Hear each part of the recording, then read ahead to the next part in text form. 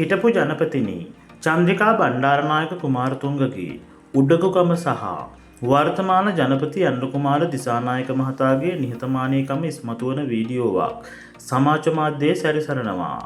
ඒ මීට දින කිහිපයකට පෙර පැවති සමුළුවකට හිටපු ජනාධිපතිවරුන් සියලු දෙනාටම ආරාධනා කර තිබුණු අතර එහිදී හිටපු ජනපතිනි චන්ද්‍රිකා කුමාරතුංග මැතිණිය එම සමුළුවට සහභාගී වන අවස්ථාවේදී ජනපති අනුර කුමාර දිසානායක මහතා වුණ පිළිගත් අතර ජනපතිට ඉදිරියෙන් සිටි පුද්ගලයා චන්ද්‍රිකා කුමාරතුංගහට අතට දුන්නද චන්ද්‍රිකා ගණන් නොගෙන යන අතර ජනපති අනුර කුමාර දිසානායක මහතාද ආයුබෝවන් කිව්වද නොදක්කාසේ යන බවට ඔබටම වීඩියෝවෙන් බලා ගන්න පුළුවන්. ඉතින් දුන්නම් ඒ දෙකම බෑ දැන් හරි. හොඳ ඒක තමයි ස්ථාවරක පිළිම සංඥාව. මෙලෙස හැසිරීමට තරම් මොවුන් දේශපාලන වශයෙන් කොපමණනම් කුහකද?